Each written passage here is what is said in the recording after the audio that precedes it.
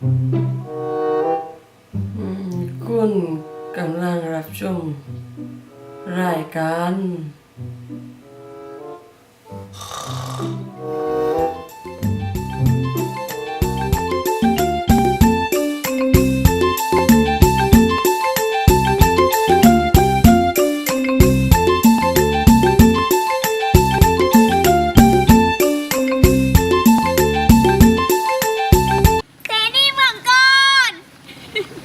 พบกับปั๊บก็พบกับทีนี่เมืองคอน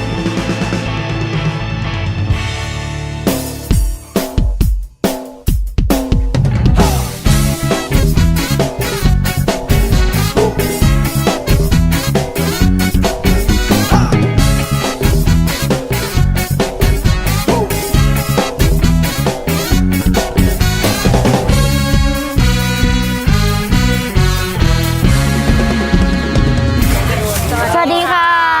เป็นไงคะเมื่อวาน สนุกค่ะ สนุกมากเลยครับ ยังไหวไหมคะ ไหวค่ะ ถ้ายังไหววันนี้พี่เก๋พาไปเที่ยวต่อตอนนี้เรากำลังยืนอยู่ตรงตลาดนัดวัดมะนาวหวานเพราะว่าวันนี้เนี่ยหลังจากเมื่อวานเราบุกป่าฝ่าดงไปเที่ยวน้ำตกกันหลายๆน้ำตกวันนี้พี่จะให้ซอฟๆสบายๆลงมาหน่อย เราก็จะเที่ยววิถีชุมชนของ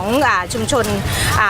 อำเภอช้างกลางกันค่ะ ก็เริ่มด้วยการดูวิถีชุมชนเนี่ยสิ่งหนึ่งที่แสดงความเป็นชุมชนได้ชัดเจนที่สุดก็คือตลาดนัดเพราะฉะนั้นเดี๋ยวเราตามกันไปดูว่าชุมชนนี้เขามีวิถีกันอย่างไรดีไหมคะ ดีค่ะ ไปเลยค่ะ เราเห็นต้นทุเรียนบ้านต้นใหญ่ๆที่ระหว่างทางที่เราไปน้ำตก ค่ะ เห็นไหมคะนี่ก็คืออีกหนึ่งวิถีนี่เพิ่งหล่นเลย โอ้เพิ่งหล่น แสดง เพิ่งหล่นจากโคนเลย ทุเรียน จากต้น ตอนนี้หิว ไม่ กินหอ เป็น ม มุกแค่นั้นเองว่าเราตื่นกันหรือยัง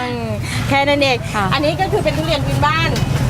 จะไม่มีการตัดรอให้หล่นเท่านั้น เมื่อวานเนี่ยเราโชคร้ายหน่อยมันไม่หล่นให้เราทาน ก็คือข้าวก็ไม่ได้กิน ใช่แต่ว่าวันนี้ก็เห็นว่าได้ว่าก็จะเป็นการนำมาขายในตลาดนัด ค่ะ จะมีเฉพาะวันอาทิตย์ค่ะ วันอาทิ ก็ ตย์ วันเดียว ใช่ถึงแม้ว่าจะมีโลตัสหรืออย่างอื่นเยอะแยะมากมาย ค่ะ แต่ว่าวิถีของชุมชนของตลาด ค่ะ ที่ยังคงอยู่เนี่ยมันจะทำให้มีการกระจายรายได้ แล้วก็การปลูกพืชที่ชาวบ้านเขาปลูกก็สามารถที่จะเอามาขายในตลาดแห่งนี้ได้ เดี๋ยวเราไปดูจุดอื่นๆกันว่าเขามีสินค้าอะไรขายในตลาดนี้กันบ้างนะคะ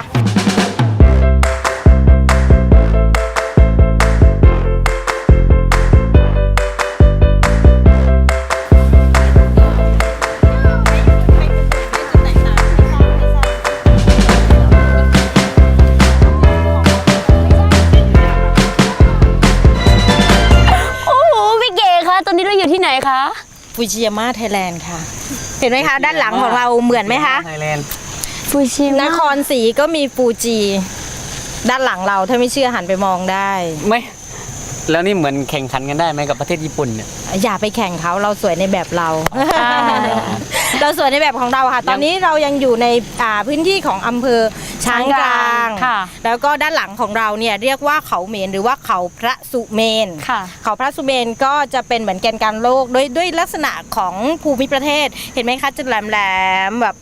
สวยงามและจุดที่มองเห็นเขาเมนหรือว่าเขาพระสุเมนได้สวยงามที่สุดก็คือจุดตรงนี้ จุดชมวิวเขาเมน ครับ หรือว่าเขาเมนรีสอร์ทนั่นเอง ขอพระสุเมนนี้คือที่อยู่ในวัดหรือเปล่าครับ ไม่ใช่ค่ะ อันนั้นเมนแล้วค่ะน้อง แล้วก็เขาเมนเนี่ยจะเป็นโปรแกรมเดินป่าที่สวยงามมากๆ เราขึ้นไปหยิบหมอกหยอกเมฆได้เลย เพราะฉะนั้นเราไปเก็บภาพสวยๆงามๆแบบนี้กับบรรยากาศของยอดเขาที่มีเมฆหมอกปกคลุมด้วยบรรยากาศ ค่ะ หยิบหมอกหยอกเมฆเขาพระสุเมนกันค่ะ โอเคครับ งั้นไปกันเลยครับ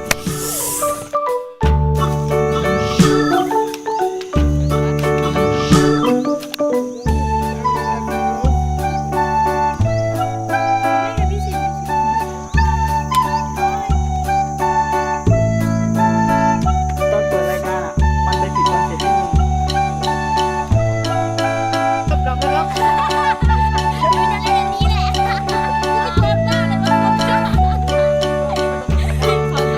เ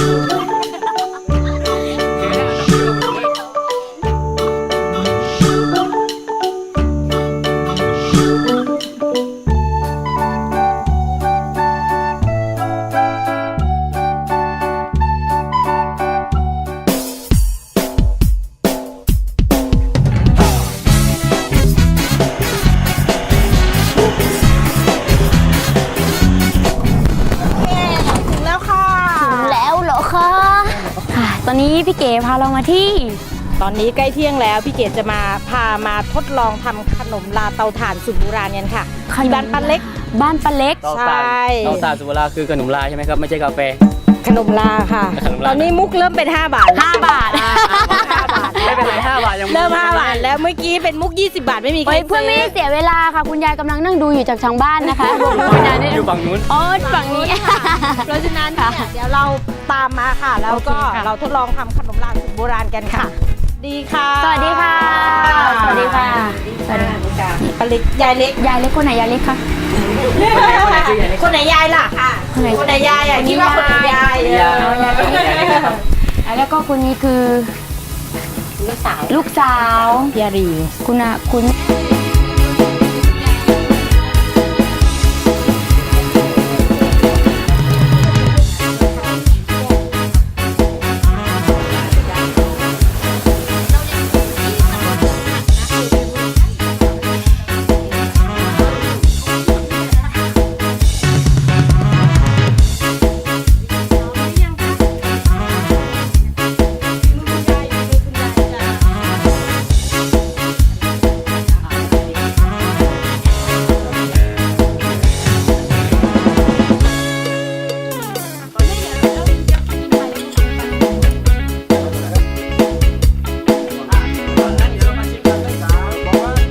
ก็คือกลุ่มย้อมผ้าแล้วก็ผ้าบาติกบ้านสวนคัน เดี๋ยวเราไปทำผ้านำโชคกันดีกว่าค่ะ กบกรอบ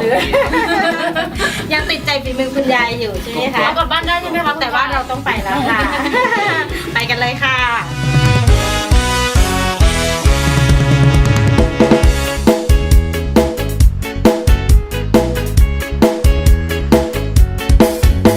เอาละค่ะน้องๆ ตอนนี้เรากำลังอยู่ที่กลุ่มบาติกและก็มัดย้อมสวนขันนะคะ เดี๋ยวพี่จะพาไปเจอพี่ไร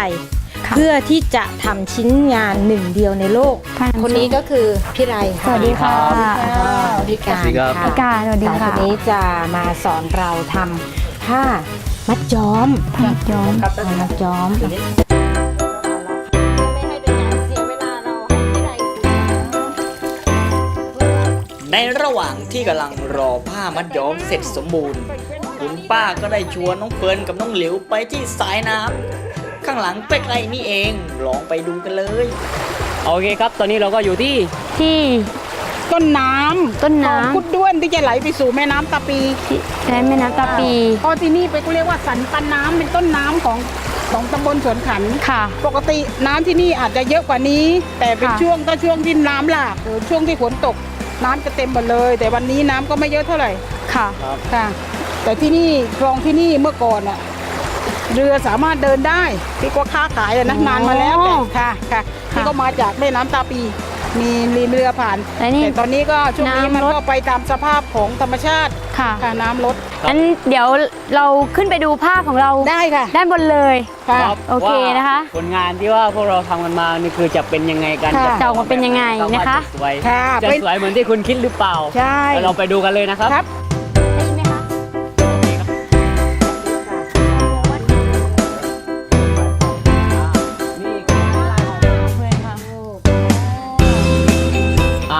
นะครับนี่ก็คือผลงานที่ว่าได้ออกมากันที่เราทำกันมานะครับ ชิ้นเดียวในโลก ชิ้นเดียวจริงๆนะ เพ ค ราะ รับ ว่าทำอีกครั้งหนึ่งจะไม่เหมือนเดิม จะไม่เหมือนเดิม และไม่มีใครมาลอกเลียนแบบเราได้ด้วยนะครับ เพราะฉะนั้นมาสวนขันต้องไม่ลืมที่จะเข้ามาเรียนรู้และทำผ้านำโชคกลับไปใช่ไหมคะ ใช่ครับ แล้วก็วันนี้ก็ต้องขอบคุณพี่ไรมากๆ แล้วก็พี่การด้วยที่ ค่ะ พาเราไปเที่ยวคลองแล้วก็ให้เราได้ทำผ้ามัดย้อมเนี่ยกลับติดไม้ติดมือกลับไป เป็นผ้านำโชคที่งดงามในแบบฉบับของตัวเอง แต่ว่าวันนี้เนี่ย2 วันนี้ที่เราอยู่ด้วยกันมานะคะ ก็ขอบคุณมากๆสำหรับรายการ แต่ว่าฉากปิดอีกหนึ่งฉากที่อยากให้น้องๆได้ไปก็คือน้ำตกคลองสังเกียรติตอนอีกประมาณครึ่งชั่วโมงเนี่ยพี่เก๋ก็ขออนุญาตที่จะลาน้องๆแต่ว่าน้องๆไม่ต้องกลัวเรามีเจ้าบ้าน ที่จะคอยดูแลพาน้องๆทุกคนเนี่ยไปที่น้ำตกคลองสังเกียรติกันนะคะ ค่ะ เพราะฉะนั้นเนี่ยจุดต่อไปนะช้างกลางเมืองน้ำตกเนี่ยเราจะไปอีกสัก1ที่ก็คือน้ำตกคลองสังเกียรติเดี๋ยวจะให้ผู้ช่วยและผู้ใหญ่เนี่ยพาน้องๆไปนะคะ ครับ วันนี้เนี่ย เราคงลาที่ใดและพี่เก๋ก็ต้องลาน้องด้วยเช่นเดียวกันขอบคุณมากๆ ค่ะ ขอบคุณพี่เก๋ค่ะ ขอบคุณค่ะ ขอบคุณพี่ไรกับพี่แก้วเช่นเดียวกันนะคะ สมับชิ้นนี้ให้ตากล้องนะ ย่าค่ะหลังจากที่เราย้อมผ้าเสร็จแล้วนะคะ แล้วก็จะมาที่น้ำตกคลองสังเกียรนะคะ พิธีกรชายของเรานะคะกำลังขับรถที่ปากเปลวของค่ะ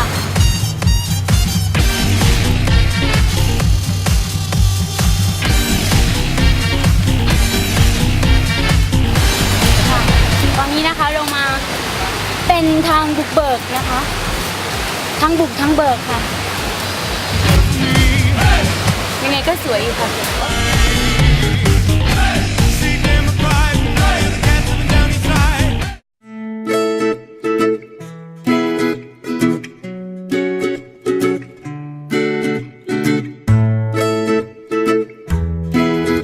ต้องขอยืนยันอีกครั้งนะคะ จุดที่เรายืนอยู่ณตรงนี้นะคะบรรยากาศ น้ำตกคลองสังเกียรตินะครับ บรรยากาศดีมากค่ะ ใช่ครับแล้วก็สดชื่นมากนะครับก็เป็นธรรมชาติดีนะครับเพราะว่าแค่ยืนแบบว่ามาแบบเดินๆอะไรเงี้ยยืนไปก็สดชื่นได้ครับผ่อนคลายนะครับมันสถานที่ตรงเนี้ยมันตั้งอยู่ตรงไหนครับ เอาถึงหมู่หนึ่ง หมู่หนึ่งอำเภอ อำเภอจ้างกลาง จางกลางครับตำบล ตำบลกระยางกลาง จางกลางนะครับใช่ครับแล้วตรงนี้คือแบบทางเข้าอะไรอย่างนี้ก็เข้ามาสะดวกนะครับ ตามมาด้วยนี่ก่อนซ้อนเขาก็มาจากบ้านขึ้นมาหมา ครับ วันนี้ก็ประเทศทุกคนบางคนอยู่ให้มาก็มาบางคนเนี่ยเราก็ไม่ได้มาขึ้นครับ และด้านบนนี้ยังมีท้องที่เป็น นี่อีกงานก่อนนั่นใช่ น้ำใจ น้ำใจ น้ำใจ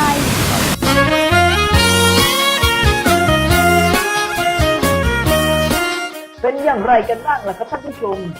กับอำเภอช้างกลางที่เที่ยวในจังหวัดนครศรีธรรมราช และบอกไว้ก่อนนะครับว่า นี่ก็เป็นแค่เพียงส่วนหนึ่งของอำเภอช้างกลางเท่านั้น โอ้โหยและ EP ต่อไป EP หน้าเราจะไปท่องเที่ยวกันที่ไหนนั้นขอให้ติดตามชมกันนะครับ